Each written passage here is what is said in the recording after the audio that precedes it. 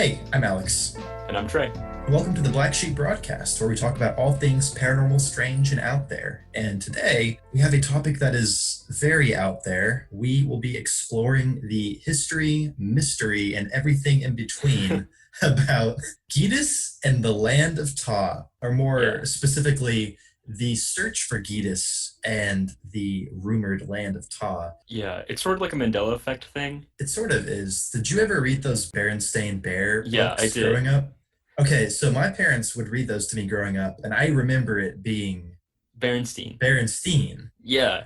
It seems like the fact of the matter is it was Berenstain. So, yeah, there's a lot of weird theories about how how mass misremembrance is that a word? Misremembrance? There's Yeah, it's, theories about how mass misremembrance happens. Some people think yeah. it makes more sense to remember Berenstain. Some people think we're accessing memories from alternate timelines.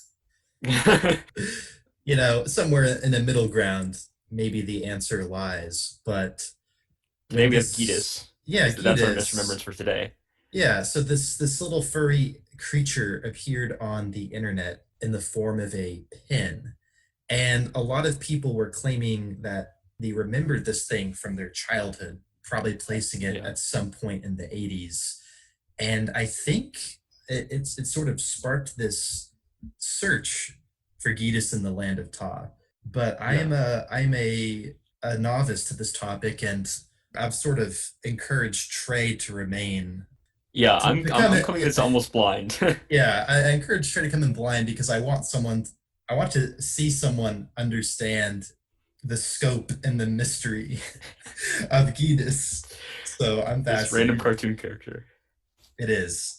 Today we will be talking with Clint, also known as Rowdy Wrongdoer. How I to believe put he it? referred to himself as the world's foremost Geedis expert. Yes. So I'm not gonna lie, I feel a little bit intimidated. I'm curious how you get that Smartest title. mind. I have a lot Like, do of you challenge other Geedis people to duels to become I world's foremost Geedis expert? and there is a large Geedis community.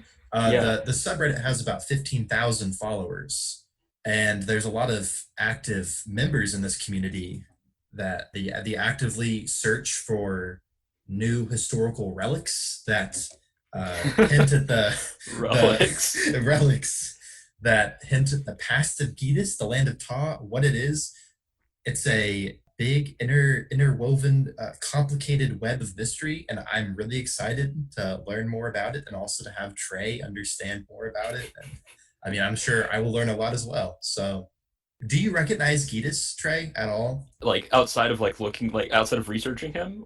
Yeah, just when you first saw Geedis, was there any No, flicker in your mind that made you think this is something that I remember from my no, I have no memory of Geedis. I think the reason that he looks so, He looks like from where the wild things are. yeah, that's one of the common comparisons. One of the things I think of is Alf from this. Yeah, He's a puppet, I think, from this 80s show yeah, that he eats cats. he does that my dad is very obsessed with. I watched a lot of Alf. He looks like Alf. He looks like this thing, Little Critters. It was a book series. I've talked to other people about this. Maybe I'm misremembering. Does this exist? Yes, I just Googled it. Little Critters. He kind of looks like these guys. Oh yeah, And he forgot about also looks those. like Ludo or Luddo from Labyrinth. Oh yeah, I've never actually seen Labyrinth, but you haven't? Oh, I that's a ha- great movie. I haven't seen it, but I know about this guy for some reason. And when I saw Geedis, that's the first thing that popped into my head. It's super weird, but it's a really good movie. It's got David Bowie, right? It does have David Bowie. He's the main Yeah, villain. Hello, exactly. hello. Hello, Hi. hello, Clint. Hey, how you guys doing? Awesome. Welcome to the Black Sheep broadcast. Could you just explain who you are in relation to the Geedis community? Well, I'm basically just a moderator. They like to call me the dictator of Ta, because I'm the one that tends to lay down the very few minor laws that we do have. So if you really want to describe me, I would be the Flava Flav of the Geedis community. I'm just here to cheerlead everybody on. I'm not a detective, but I can say, hey guys, awesome work, good job. You should talk to this guy. That makes sense. So Trey and I talked a little bit about this before we started talking to you. In your own words, we'd like you to sort of address or describe what Geedis is. Trey compared him to, You said he looked like Alf. I said he yeah, looked like From Where the Wild Things Are. yeah, See, we get that's the very interesting appeal of Geedis is that he has that classic look of a lot of those like 70s, 60s, 80s characters where they were kind of Muppets, Where the Wild Things Are, Alf, the Fraggles, My Pet Monster is a toy from the 80s that get brought up a lot. Ludo from Labyrinth was another yes, one. yeah, we were talking about him. Yeah, and so he just has this like general look, this appeal that he doesn't quite look like something that but he looks like things that you know. So you're like, I know I've seen him somewhere. Yeah, he occupies that uncanny valley of of Exactly. recognition where he's something that you know, but there's just something a little bit off. Well, if you would take us to that moment when there was the first sort of major slip into the public eye with Edith, like, when did people really start looking at him and thinking, what is this thing? So there was this comedian. Well, I guess there is this comedian. His name is Nate Fernald. He's actually a writer on the Late Late Show. You can see some of his stand up on Comedy Central. He was browsing eBay one night and he was looking for some pins related to bands. And he just happened to see this little Geedis pin. And he's like, "What's this? I don't know. I'm going to order it." And then eventually it showed up and he's looking through his pins and he sees this thing. He's like, What could this be?" So he asked some of his friends. Nobody knows. So he decides, I'm going to tweet this out. And he tweets out, "What the fuck is Geedis?" And so everyone, basically started saying, "Oh, I've seen him. He looks so familiar. I've seen this before." And they started coming up with the different leads and the different ideas to try to figure out, where did this thing come from? Is this some show? Is this some cartoon? What is this? Yeah, for sure. Well, I've heard you're sort of an agnostic to the Mandela effect. Do you think that took place at all with Geedis's public revelation or no? Well, honestly, the way that I came upon the whole Geedis mystery was I was looking at the Mandela Effect subreddit because while I have an interest, I am a bit of a like I'm skeptical on it, even though the Berenstein Bears thing does kind of get me. Um, Yeah. Yeah. so I was looking there and I saw the Geedis thing and I got into it. I don't think that the Mandela effect's in effect just because we finally found who the artist was and we know a little bit about Geedis, which is the best you can really say for Geedis. That makes sense. So you said that you have found the artist prior to, that end point. There seems to have been a very massive and just engaged search for Geedis. What did that look like for, are you called Geeters? Is that the is that the term that y'all prefer? Yeah, they did a poll. What do we call ourselves? The Geedi, or Yeah. The the key Geeters. guy. The Geeters actually won out, so we've been going by that ever since, and it, oddly enough, is stuck. You kind of think of like you're gonna forget it, and then someone's like, "Hey, we're Geeters," and you're like, "Oh yeah, we are." Is Gedi the um, plural of Geetus? If there are multiple the, Geetuses? Yeah. Geedis? the interesting thing about Geetus is there's no known lore, so we're not sure. It could be We're whatever you actually want it to be. Yeah, we're doing polls right now to see, do people think, are there more than one Geetus? Is Geetus a name or a description? Interesting. Hmm. Yeah, so after this comedian brought him into the public eye, what ensued after that? What was the public reaction? So it kind of blew up a little bit on Twitter, but it didn't get a ton of traction. Some people had found the set of stickers that Geetus actually comes from. And so there were some leads there. They found another pin that's named Tammy, and it seemed to be in the same style. And they found some other things that just look similar, some Dungeons and Dragons rub down transfer art. But honestly, it just kind of started to fade away until Reddit took hold of it. And a real small subsection of people on Reddit, and it was just a couple hundred people, really kind of started digging through this. I'd like to really point out there's two guys ask me about sharks and standard deviation 2. Those two guys really went back and forth on the whole thing, trying to figure out, what is this Geetus thing? Is it some Dungeons and Dragons character that we've just never heard of? Is it some weird cartoon that never took off? Or, is there more stuff out there other than just this pen? So they just really dug and dug at it, and eventually it kind of went Reddit viral from there. Trey, when you restart your D&D campaign, can I be Geetus? Yeah. You can play as Geedis. I'm sure there's Oh, character sheets of Geedis. There is a probably. Geedis character sheet. If you look at Of our course. welcome post, you can find it there. So there is a lot of invented lore about Geedis, or at least Geedis paraphernalia.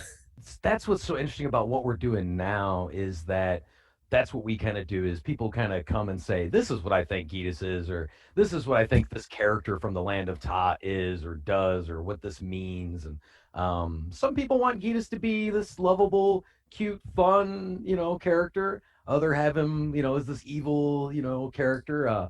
I think of him as chaotic neutral myself. He's like right there in the middle and kind of self-serving, but not for anyone but himself. That's how I Yeah. imagine him in my very quickly invented headcanon that I created about 10 seconds ago. I imagine he's sort of a plot device.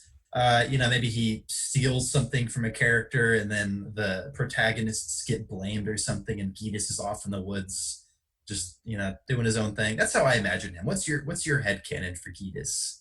That's exactly kind of how I envision him. As he's just a mischievous character who kind of causes problems for everyone, but not to cause them problems. It's all self-serving. Like, oh, I wanted to eat that. I didn't know it was the key to the castle. I have no Yeah. clue. It just looked delicious. Yeah, I kind of imagine him as a mix between Momo and Appa from Avatar, Oh Okay. like yeah, personality wise. yeah, a Momo. I can see that. Yeah, I A lot can of definitely people see. call him a Snarf character from Thundercats. A lot of people refer to him as a Snarf type. Hmm. Yeah. You keep bringing up the land of Ta as like where Geedis is from. What is the land of Ta? So the land of Ta is actually just the name of the sticker sheet that features Geetus, and it has five other characters. It's got Tokar, Iggy, Eric, the Birdman, Harry, and Zoltan, and they're just different characters. There's also the other land of Ta. So that's sticker sheet one there. There's about, let's see here, I guess it's 18 characters in total in the land of Ta. There's two sticker sheets that are the main land of Ta. Then there's the women of Ta, who are their own Mhm. separate sheet.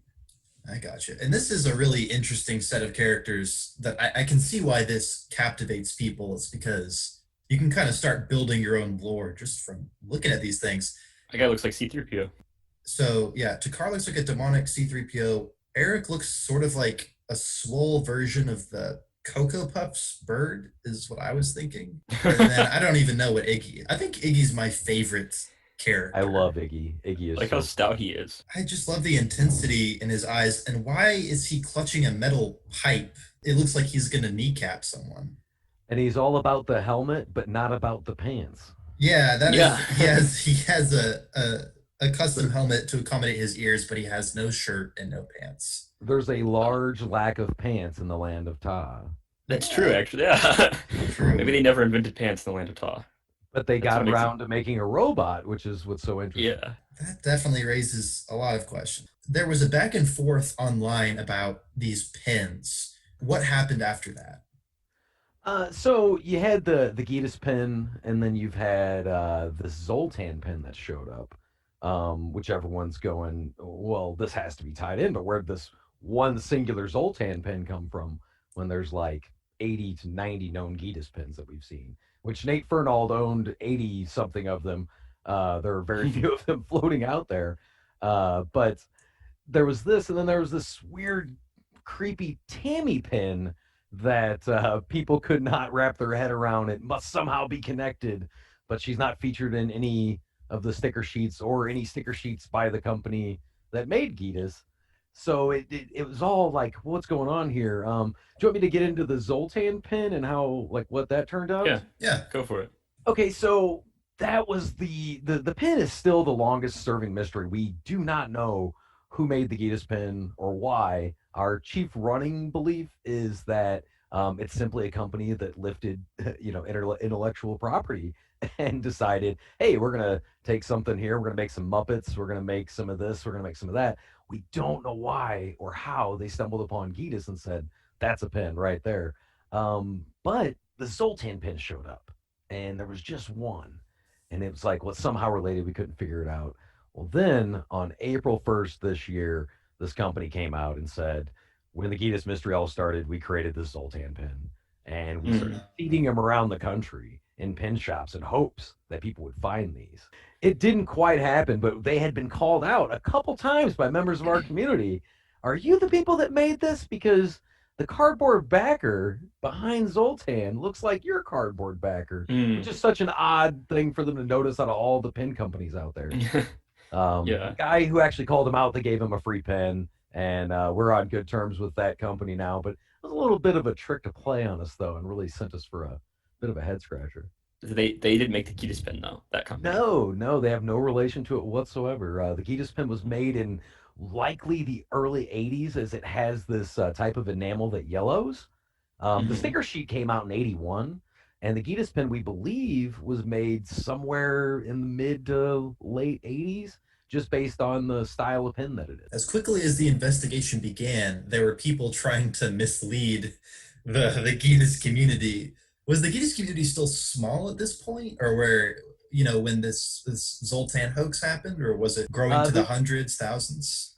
the Zoltan pin actually got revealed to our community during Nate Fernald's AMA on Reddit with us. He came to our community and we asked him a bunch of questions, and he said, "You know what? I have one thing that I've never shared."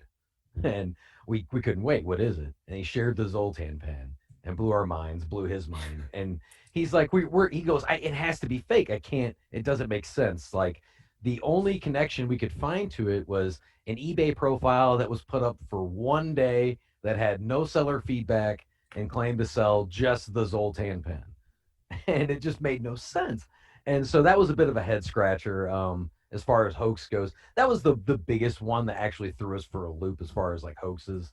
You may know about the book that Carol Zinn put out there on Twitter and claimed Mhm. was a Geedis book that turned out to be a hoax. But I don't think we really bought into that because you were able to look up books, library numbers and stuff, and actually figure out, is this something that's published anywhere, and Yeah. we couldn't find it. So Right. It was like the Dragon's Tomb, Geedis Dragon Tomb. yeah, I believe that's the name of it. To be honest with you, I never gave that one too much credence, so I didn't delve too deep into her. Her name was Yeah. I think it was Carol Zen was her name. Oh, okay. Yeah, I think I found. So basically, the first image that was published was just this little snippet of a book. And it goes, "So we all agree we rest here," said Harry. "I never said I agreed," fumed Ursula. "And what about Geedis?" She looked pointedly at Geedis. It smiled benevolently, but remained, as ever, silent. So interesting. And that's some more Geedis headcanon, I guess, that portrays Geedis as, I guess, non gendered, and Yes. silent. But I And imagine benevolent. Geedis, yeah, and benevolent. But I imagine Geedis is kind of following Pokemon rules. He's like, Geedis, Geedis. Maybe he says his own name. See, Interesting. I think Geedis is kind of like Silent Bob, as he doesn't really ever speak except Geedis. But then when he does, it's like maybe once every 5 years he has something really poignant to say. Like, I've been holding this in, and now I have something to say. Right, like intense cosmic wisdom that Yes, he exactly. can. Okay, Yeah. I get that. So the Dragon's Tomb or whatever, the book didn't seem to persuade anyone particularly. I did see on the Reddit there was a lunchbox. Someone had supposedly dug up this old lunchbox with these stickers on them, and their post was basically, "Oh, look, I found this lunchbox that I used to use in grade school." Yeah, that was actually really cool. And we did look at that, but looking at it, we had a lot of people that were art experts at this point that were part of our community that says this is obviously photoshopped. We can tell what they did here. But we really did enjoy just having these pieces of art. That was actually photoshopped by fans of the Story Break podcast, and they came up with their own lore for Geedis on their podcast, which is kind Hmm. of interesting. You also mentioned Tammy, whether Tammy is connected or not. What is Tammy? Who is Tammy? So that's the biggest mystery that we have remaining on our subreddit is what is Tammy and what is she connected to? She's this pin, which seems to be a doll like girl. It just says Tammy, and there's a little trademark logo, which implies that someone trademarked Tammy at some point. But looking through trademarks, we really can't find anything. We've had a couple leads, but nothing that made us go, yep, that's got to be it. Mostly things that went, I don't think so. It's close, but Yeah. You also mentioned that like you found the artist. Did the artist say that they had drawn Tammy as well? So the artist actually passed away in Oh. 2013. We got to talk to the artist's family, and they had no recollection of Tammy, and it wasn't part of anything that Denison, the corporation that published the stickers that Geedis and the Hmm. Land of Ta are part of, it wasn't part of anything that we could find through them either. It feels like it's more lifted IP by the company that originally put it out, the Geedis pen, but we don't know where they could have possibly lifted that from. But if they found Geedis, they're probably digging in some, interesting places. So, Yeah. So, with this debate going back and forth and these hoaxes, prior to finding the artist, what are people thinking about Geedis? Like, what are the running theories about what Geedis is at this time?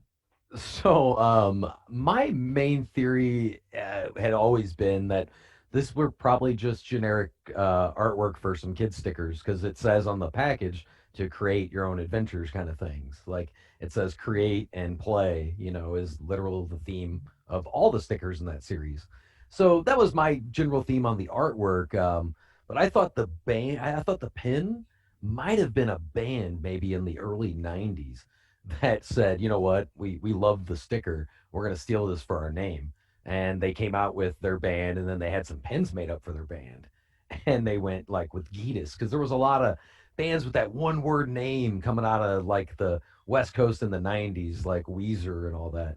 That'd be a good band So name. yeah, I Geedis. was really convinced it was possibly some obscure band that didn't ever really pop or anything, but that never really came to fruition. A lot of people thought that maybe it was a pitch for a He-Man style show that they did the artwork and then tried to sell it to a toy company or to a television company to make a show or a cartoon or something, and then it never went over. Or that it was part of some sort of comic book franchise or something of that nature. But that's sort of the most colorful theory because it implies, a universe that has Geedis. I Yeah. think I think the band theory is interesting because I'm going to be honest. I don't see the appeal. Are you saying that Geedis, like as the pin, would be an icon for the band? Yeah, I would think it would be like their name, and like I could see it. I'm a little older, so I came up in that era, and I could just totally see that as some garage band out of Seattle saying, "We're gonna name our band after this pin, man," and well, not necessarily the pin, but the sticker, and then they had Hmm. the pins made to maybe promote their little garage band that never quite made it. I could definitely see that. Yeah. The Garage Geedai. Yeah, I like there it that. is, there it is. Yeah, the That garage. wasn't the most popular theory. That was my personal theory.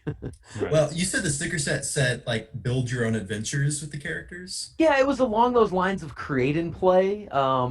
Denison did like a whole series of stickers. I actually own some now, which is really interesting. They did like spaceships at that time, different animals, hot air balloons, race cars, just different things. And the packaging forum said, something to the effect of create and play and use your imagination. So I always felt that the Land of Ta was for you to say, hey, this is Geetus and this is Eric, and they're going to go do this, and whatever I want them to be is what they'll be. Is it weird that I find a profound beauty in that? Because in the most grand way, that is what happened with those stickers. Is that their people, designed their own lore and adventures, and the investigation into Geedis was somewhat of an adventure itself. It seems like. It was very self-fulfilling, and it's absolutely beautiful thing. There's still 15,000 people on our subreddit, which we thought would have a mass exodus after we figured out the mystery. So there's just some appeal here to this unknown. Where if I want Eric the Birdman to have body dysmorphia issues, then that's my decision. But if I want Eric the Birdman to be a noble warrior, of the bird people, then that's your decision. And there's just endless possibilities. And if you go to our subreddit, or there's actually another subreddit that doesn't get a lot of love called the Land of Ta, it's all just user generated stories, poems, pictures. There's people creating Dungeons and Dragon campaigns. There's a video game that has Geetus in him. There's just a lot of weird little content, and we're always trying to make more. We're doing a little comic that has no canon whatsoever. just to keep the characters out there, and having Yeah, fun. I like that. Yeah, so this manufacturing company that created these stickers, I read somewhere that they had the rights to a lot of different names, like Pac-Man or Dungeons and Dragons. They had some big names that they could use, right? Like big properties. Sure. They actually, it seems like they did a lot of, I don't know that they necessarily had the rights to produce as more so as they did contract work for those properties, per se, and had their names attached to it as the printer. Because they did some Star Wars stickers, some Battlestar Galactica stuff, I think some Flash Gordon stuff, maybe. Oh yeah, that's what I Uh, was thinking of. yeah, they had some different variations, but we had found that they had done a lot of work through freelance artists for a lot of their sticker sets, and that's actually how we eventually led ourselves to the Geed father who produced the Geed stickers. The Geed Father. So is it possible that Geedis is just I guess a property by another company that sticker company produced? No, we could not find anything like that whatsoever. We actually contacted Dennison. Well, Dennison's no longer around. It's now Avery, which if you go to any store now and you look for labels, you'll find Avery printer labels in like Office Maxes and things. And we contacted them. They have no clue what we're talking about. They couldn't find anything. So most of all the records that we found related to this are all in storage in Framingham, Massachusetts at their historic center. So we don't Oh, actually think anyone owns the rights to it so much to say anymore. Like somebody had broke it down one time that they have the rights to produce it as a sticker, more or less, but nothing else. We're not sure how all that works though. I guess that was the burning question in my mind is that if Geedis was just generic merchandise for the sake of selling generic merchandise, like why do that instead of using a recognizable brand, like something like He-Man or Well, because I don't know what kind of a flat fee. Yeah, I imagine that they probably paid a flat fee just to produce some sort of art, and then it's all profit from there on their stickers. Whereas they'd have to pay a licensing fee to say Star Wars or whatnot. Like they produced a ton of anything that you could like stick on a piece of paper. Dennison had a hand in. It seems like from like stamps to just all kinds of stationery and craft type stuff. Labels of any kind, and they did a lot of generic like I have a spaceships sticker set that they did, and they did a lot of that kind of just generic art that I think was meant to go to like we found stickers from like CVS drugstores and things like that. So I think they were just meant to hang on the sides there and be bought for a dollar or two, break the bank, kind of deal. Yeah. So have you talked to anyone who used to work at Denison? So I contacted the Framingham Historic Institute. Many of us did, but somehow they replied to me and got in contact with Stason, the curator of their exhibit. She was able to dig through their files, find a set of Gita stickers in their files, which was excellent, which is now on display at the Framingham Historic Institute. Nice. Yeah, it's really cool. But so they knew a lot of former Denison employees. And while these people are all in their like 80s and 90s, they didn't want them to be flooded with a bunch of like weirdos from the internet calling Yeah. them up, going, "Hey, what's Geedis? Tell me the information." So they were kind of our go-between, and they had put it out there, couldn't get a lot of information, and that's when the podcast Endless Thread had taken up our cause, and they were able to speak directly to the art director of Denison, who was in charge of basically all the stickers and artwork that came out during that time. Wow. And he had no recollection of the pen being produced at all? No, they had no idea of the pin. Actually, it's a really interesting story how they found. Do you want me to get into how they found the artist at all? Yeah. Or oh yeah, go okay, for it. so they were talking. I believe his name is Bill Mancuso, or yeah, I believe it's Bill Mancuso. They're talking to him, and he is 90 years old, and they're trying to send him an email with a picture of the Gita stickers. Uh, He can't figure his computer out. It's probably from the 90s, Well, his son happens to be there who has a smartphone. And they go, "Oh my goodness, can we send these to you?" Send them to the son. The son's showing them to the dad. And while they're showing them to the dad, the son goes, he's like, "I've seen that before." And they go, "Wait, what?" And he goes, "I've seen Zoltan." And they go, "You've seen Zoltan?" And And he goes, yeah, this guy that I used to work with at Gun Studios, that's Sam Petrucci's work. And Sam Petrucci is the Geed father. Uh, Wow. yeah, he just happened to be there helping his Just dad by out, happenstance, yeah. and he worked at the same studio that the Geedis stickers were produced from. He didn't recognize Geedis, but he did look right at Zoltan and say, "That is Sam Petrucci's work. He has a certain way of drawing faces, and I recognize that." And that's what Oh. really put it all together. And then they were able to get in contact with Sam Petrucci's family because he has since passed on in 2013, I believe. Hmm. So it's Geedis's gargoyle-esque affiliate that gets Geedis recognition. Okay, Yes, yeah. interesting. So Zoltan is recognized. What does it look like after that?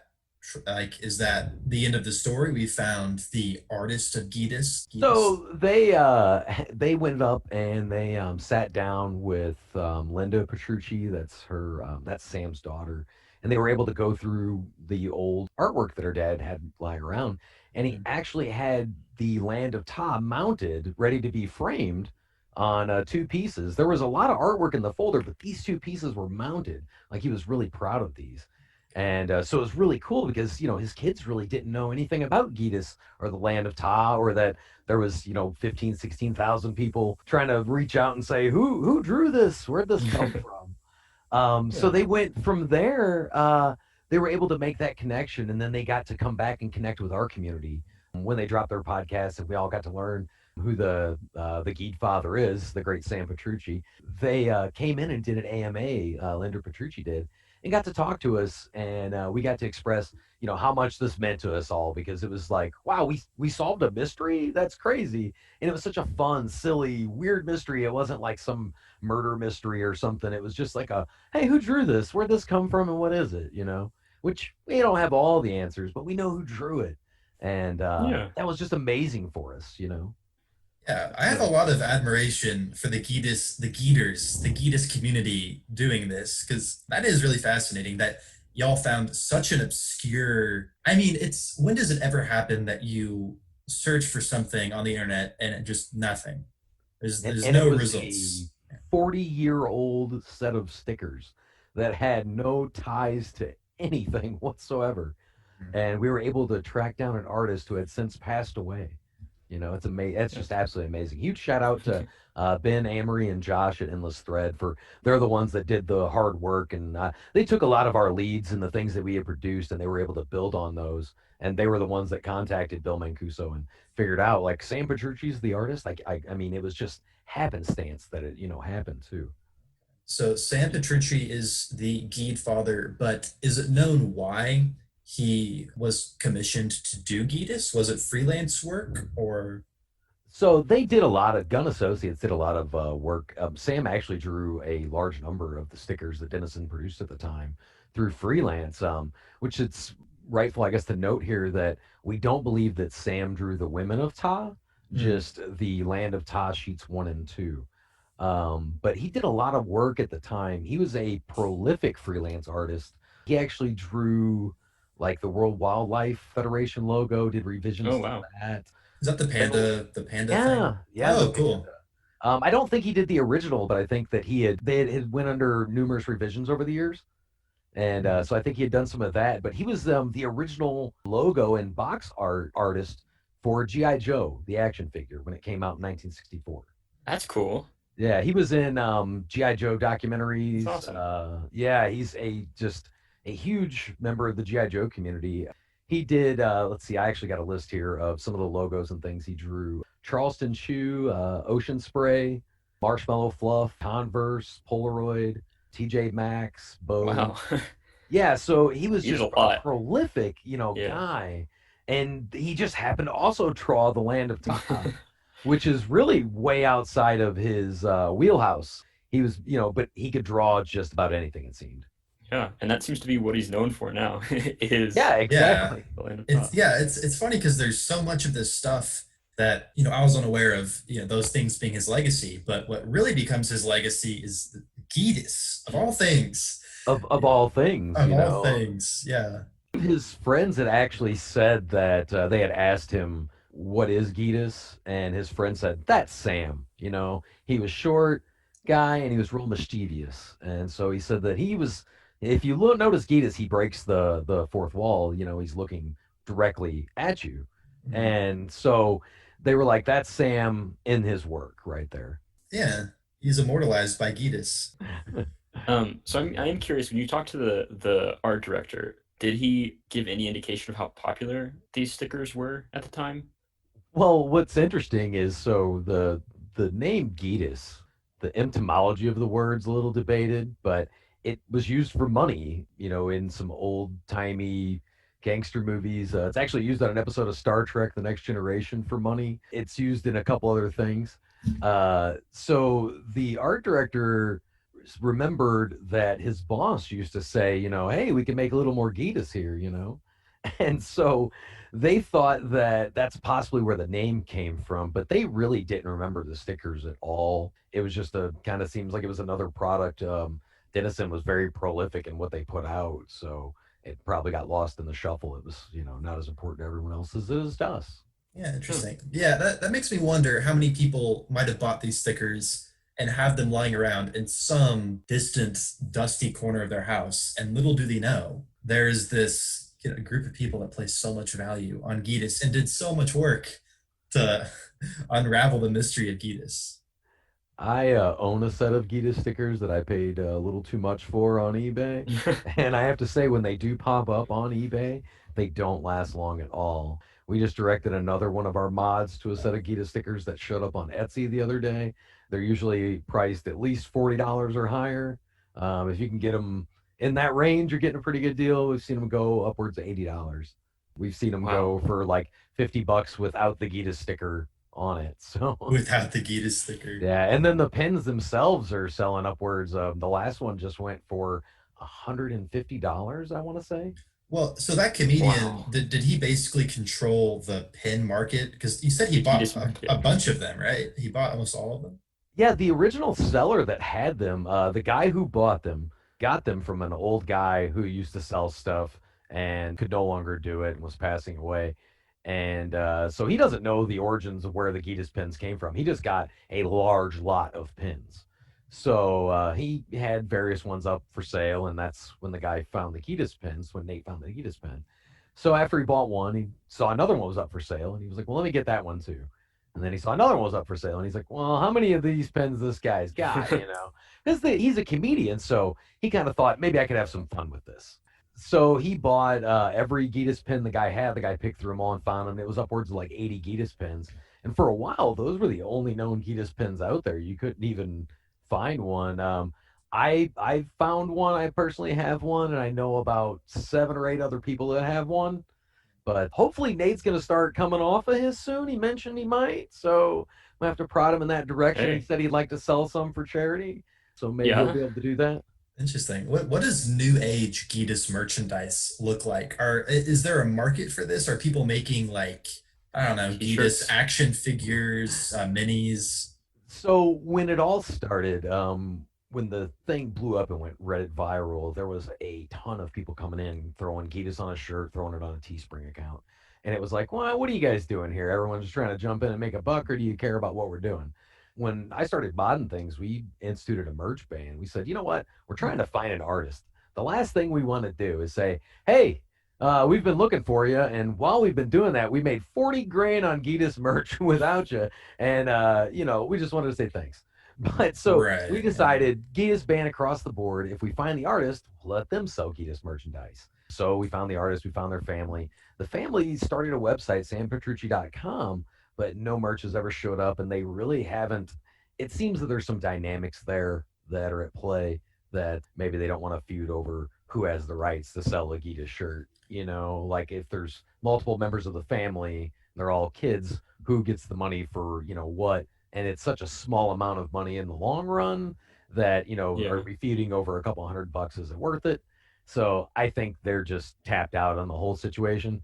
So we've actually lifted the Geetus merch ban, and we're starting to see all kinds of interesting stuff pop up, like new pins. There's a girl, Mushroom Grotto. I want to give her a huge shout out. She's made this clay Geetus statue, hand painted. I have one coming in the mail. I can't wait. And Statue, then like a large statue or like a miniature? it's a miniature statue. I wouldn't call it a miniature because it's probably the size of Like it's bigger than a grapefruit, I would say. Find it on the subreddit. It's one of our top upvoted posts. It's absolutely phenomenal. I can't believe it. There's some if you go on like Thingiverse, you can find some things you can print some 3D mini Geedises. I have one of those coming, but the Story Break guys are the ones who their fans made the Geedis, and it has nipples on it. I And saw that. Is that canon? yeah, that's not in my canon, so I'm gonna have the nipples sanded down. Yeah, But just a furry underbelly. That's how in we. their canon, they made him a space cow who gives off the space milk. Because Story Oh, Break's a weird Interesting. podcast. They take an idea and then they create a movie pitch. They're guys who work in Hollywood, and they pitch it like they would to an executive by the end of the show. that's interesting. So their pitch was these were like space Vikings, and the Geedis was the space cow with this magic space milk. And not my personal lore, but everyone has their own take on it, and that's what's fun. I'm curious what if you had to imagine the land of Ta slash Geedis as an '80s elevator pitch, what would your lore be? Okay, it would probably have to be like it'd have to be like a Thundercats like show where they're just good guys versus bad guys. The hero of the whole show is probably Stefan. He's the barbarian guy who's got a dragon staff. He's probably trying to take down Zoltan, who looks to me to be the big bad, though some debate that. I think Tokar is this angry robot trapped in this land of creatures that he is far superior to, but he can do nothing about it. He's not even from this place. I think he was sent there to observe them, and then they just kind of forgot about him, and now he's just kind of wandering around being a servant robot to everybody, and he's very angry about it. And then Geus would just be like the mischievous character while these, folks are all battling out for control of their various, lands. Geus comes in, and it's like, well, we need the secret, blah blah blah to unlock the portal, and it's like, well, Geetus ate it. And it's like, but why? Why would you eat this? It's not even edible. And it's like he'd just be laughing over there and say, Geetus, like that's what we do. If I was a producer, I would greenlight that under the Yep. condition that there's an episode where Takar and Geedis are trapped on like a canoe or something together, and Takar is just so frustrated because Geedis is just this seemingly mindless creature, but they go on a journey together and grow to accept one another. See, That would be I my love condition. I love things like that. Like we're doing our little comic and there's no canon, but like my whole point of the whole comic is just to really annoy Tokar, and it's just Yeah. it's been my entire fun of the whole thing. And the other He's sort of guy that we do it with, he likes to really root him too. So Is Takar your favorite non-Geedis character? he probably is. I have to say, it's tough because I really like if you look at Harry, Harry Hmm. is holding a snake with an eagle's head. And it makes no sense because the best part of an eagle would be the wings or the claws. It has neither of those. And the best part of the snake is probably the head, and it doesn't have that. Yeah, the the So inver- very the unfazed. inverse. He He's very is. unfazed by it. and we've coined it a Sneagle, and it's been debated if he's fighting the thing or if it's his friend or what's going on there. Yeah, they look like maybe it's like a annoying pet because There it is, yeah. yeah, there isn't a lot to worry about because like you said, the worst parts are all there. It's just a bird head and a snake body. Whereas if there was like an eagle body with yeah, like a cobra head, that would Yeah, be a very effective creature to have as your much pet. more dangerous. Yeah, Wait, a bunch of these people are wielding these snakes. So there's a Zoltan has a lot. snake. Yeah, there's a lot of snake Iggy's got dragon a characters. just casually has a snake in his hand, like he's gonna beat you with it. Sybil has one on her staff. Cicely's got one wrapped around her. Yeah, the snakes that do appear to be. Oh, geez, I don't know how Yeah. I've never realized this. Everyone is adorned with snakes. And then there's like Astrid's a weird character because she has this like lizard bottom and then like wing arm side things. Like I don't know if I What? call them arms. And then claws. Like she's a very I think they just had to draw Astrid in to fit the space that they had available between Sicily and sequels. That seems likely. But there is a lot of like dragons and snake characters throughout the land of Ta that don't really make a lot of sense. You know, they don't have any wings, or some have wings. There's a lot of bull noses that we were looking at when we were looking at the artwork, and we're trying to like match it to other artwork. The snakes and the serpents came a big part because it's like, well, some of these are kind of Asian inspired serpents, and then some of these are very Yeah. much inspired by like Frank Franzetta type artwork. So it was just Oh, really weird. I don't know why, but for some reason I imagine the one that Harry is holding as like Quetzalcoatl. You know, Sure, yeah. No, we like totally looked into that lore. I yeah. actually asked the tattoo guy who had a Quetzalcoatl inspired tattoo design on his website that looked, well, we were calling it a sneagle, and it was like, hey, like what's up with this? Like, have you ever seen this before? And he goes, no, I've never seen that Land of Ta stuff. And he goes, I actually just combined the classic, the serpent and all that into my Quetzalcoatl, thing. So yeah, it was really interesting that you bring that up because that was totally something we were focused on. We were thinking there might be some Mayan art, influence. Like it's all over the place. Yeah. Yeah, and Eric looks even very Roman. yeah, that's what I was about to Uh, say. That he looks he like is a actually directly inspired. If you look at Frank Franzetta's The Seven Romans, you uh, can see the Roman that Eric basically is inspired by. And when they went to San Petrucci's, it was their guest house or their lake house, where he kept their library. He had Frank Franzetta books in the library. We believe that a lot of the artwork, especially Eric and Stefan, were inspired by Frank Franzetta. what I Hmm. don't understand is that so these snakes are used, they are objectified in so many of these stickers, but then Eris is his own character. It's just a snake that is named. Why? Well, and then what's interesting too is if you look at the first sheet, those characters may be to scale, whereas it's really debated if the second sheet is to scale. So is Eris really small? And is she like the size of one of those creatures? Or is Eris like this massive version of one of those like snake creatures that Zoltan's holding? Because it almost seems like things are out of proportion on the second sheet of the Taz stickers, but the first sheet, it seems like that's probably everyone's proportionate size. Yeah, we've always kind of debated on like what Eris is too. Like another one, it's like, did the job call for 6 stickers, and you have 5 on there that fit real well, and it's like I got to get something in here in between maybe Herman and Uno at the top. I guess we'll squeeze Eris in. Just throwing a snake with wings on their ears. Yeah, well, that's very like Asian inspired on how they do their dragons. Hmm. So we saw that in a lot of the artwork, and we're going, okay, this has like European style dragons. This has like some weird Mayan imagery. This also has Dungeons and Dragons inspired things. We actually found out that Sam Petrucci was inspired directly by the Monster Manual as well. If you look at Iggy and Zoltan, they look like creatures, and Harry to some extent. They look like creatures out of the original Monster Manual. And Sam Petrucci did Dungeons and Dragons rub down transfer stickers for Hmm. the Dennison Corporation. So you found the artist. Is there any inkling in your mind that there is still some sort of canon substance to this, or is it pretty much unanimous that this is just sort of generic merchandise?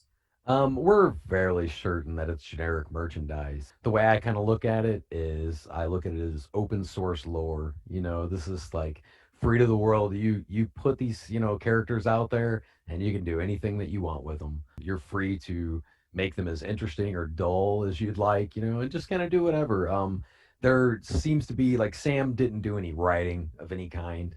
So there was nothing that came from Sam that was directly attached when the original sketches of the land of Ta came out, the top, instead of saying land of Ta, said the fantasy land.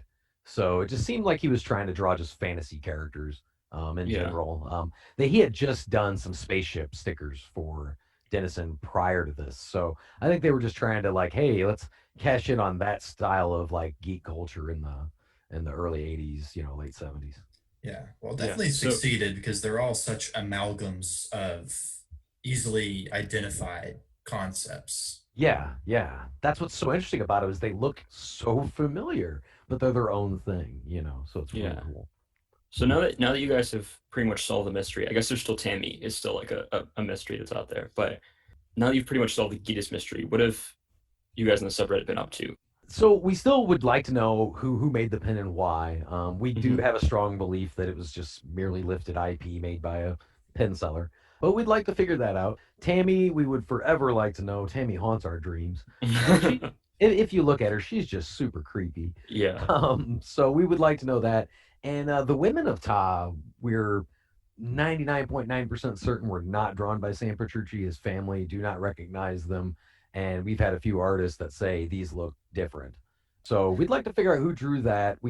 We're not thinking that's going to be a solvable one at this point, though, as we had just barely found Sam, and he was a much Hmm. more prolific artist for Denison. But basically, what we've been doing as a community is we're just creating lore. We're just celebrating the characters with like memes and comics. People find pins in the wild and they post them. Someone just did this embroidered Zoltan patch that sadly didn't get nearly enough love. I'm begging them to repost it. We're just making all kinds of things that are related to this. People are coming up with, like I said, there's like a Geedis is in a game called The Pillars of Dust that you can find on Steam. There's a subreddit called The Land of Ta RPG. I don't know if they still have Steam or not. I don't have any skill in that department, or I would be 100% in on it. But there's just different projects that folks are doing. Right now, our community's been like obsessed with polling. We're polling everyone, going. We have the ultimate Land of Top fighting championships going on right now. Like Nice. who defeats who? I think currently Geedis just bashed Iggy pretty well. So Oh, really? yeah, I Interesting. think that might have been the last. I'm trying to think of the last poll. The other mods, actually, the standard deviation two, the heart and soul of the Gita subreddit, is the one running those. Currently, it is Herman and Eris battling it out. How did Geedis defeat Iggy? I love Geedis, but it really seems like Iggy is armed. No, I Uh, could see it. I it, think it, it's the Kirby thing. I think he's got the Kirby Yeah. power. I think he could just devour poor Iggy. oh yeah, yeah. Again, I kind of picture him kind of like Appa. He can really cause damage when he needs Yeah. to. Yeah. Yeah. I think his D&D character profile sheet, he has a like running throw attack where he just basically clobbers you by jumping into you as a ball. I think he might have a lightning power too. It's been a minute since I've looked at it. Is there a gender to Geedis? Is there a widely accepted gender? What do you want Geedis' gender to be? I mean, that's the fun of it. Geedis could be like, I like to think of, I tend to refer him as a he, but honestly, in my lore, Geedis is beyond gender. Geedis is like Yeah. an eternal, Geedis is like, Geedis. well, you've got like the like turtles all the way down, thing. I think Mhm. right below those turtles is Geedis. So That might just be Geedis is it. before everything. Yeah. yeah, I think Geedis is the one stacking turtles. So Part of me wonders if everything you've said you were like paid off by the government, and what this really is this mystery was set up so that it could attract certain people to solve the mystery.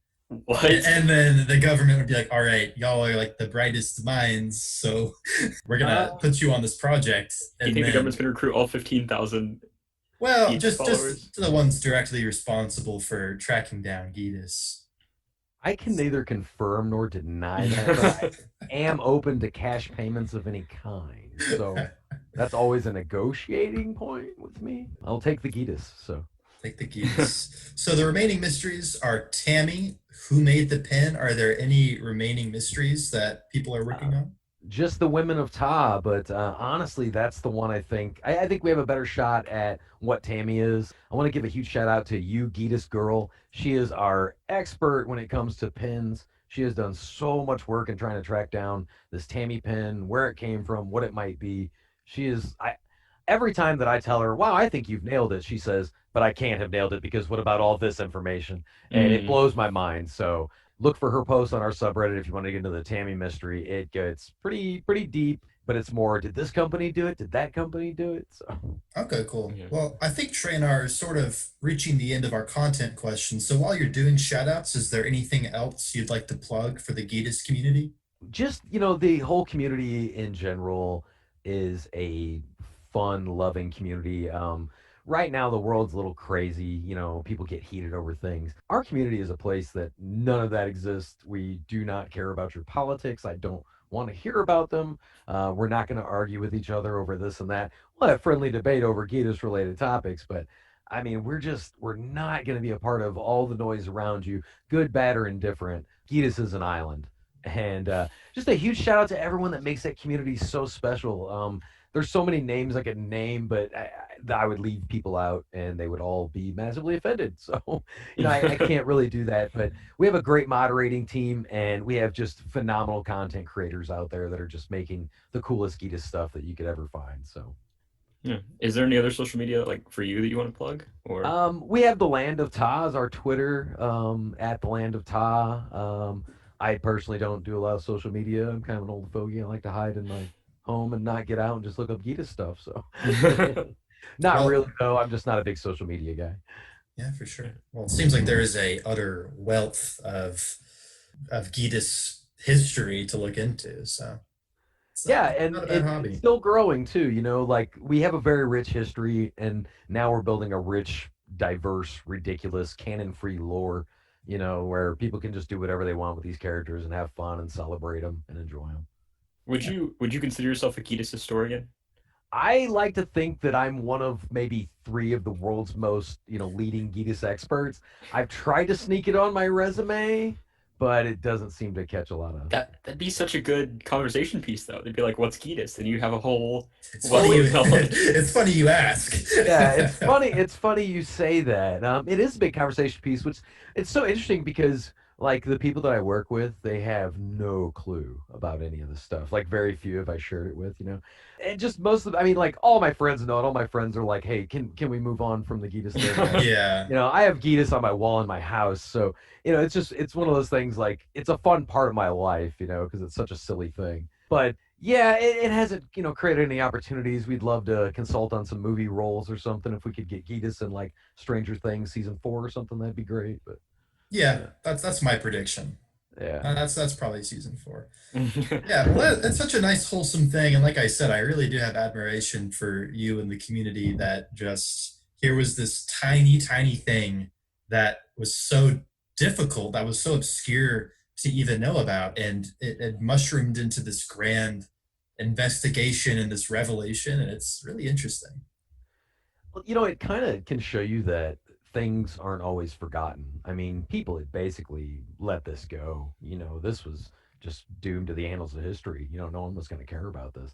And all it takes is just interest, just someone finding interest. So, I think it's a real big inspiration to like people like you guys that create, anyone that creates or does anything, you never know what you can do and what they can mean to somebody. I mean, you put something out in this world and it could be 40 years later and some person finds a weird, piece of your, creation and says, "What is this?" And before you know it, there's, 20,000 people all admiring and loving it. So I think it's just a huge inspiring story to everybody that, just get out there and create, man, make things. You never know where your audience is going to grow from. Yeah. Yeah. In 40 years, you could be the Geed father of something great. You never know. Awesome. Well, thank you, Clint, very much for being on with us today. You've been a very good guest. You've narrated the history of Geedis very well. I appreciate you guys so much. It's been a lot of fun here. I am a anxiety panic attack type person, Yeah. and this has been so chill and cool. So I really appreciate you guys for everything and Yeah. Yeah. for talking about the story and putting it out there. And we can't wait for everyone on our subreddit to hear it. Awesome. Well, thank you, Clint. All right. Thank you guys Thank so you very much. I much. appreciate Yeah. you. Bye bye. Wow, dude, that was a lot. That was a lot of fun. I liked that. That was good. Yeah. Yeah, he's a cool guy, dude. What did you think? It was really interesting. I didn't realize there was so much history, I guess, to Geedis. And the amount of research that's gone into it is crazy. Yeah. Like the amount of time that people have invested in finding out where Geedis came from. Yeah. I wish I had that kind of determination and motivation in every aspect of my life. But yeah, it was very interesting. And he was just a very nice guy. Yeah. And the Geedis subreddit just seems like a very nice place.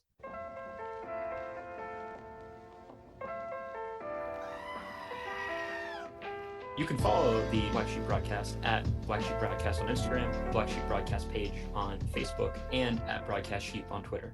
And if you have any paranormal, strange, or out there stories, experiences, hobbies, or occupations that you want to share with the podcast, just shoot us an email at blacksheepbroadcast@gmail.com. And we'll see you next time on the Black Sheep Broadcast.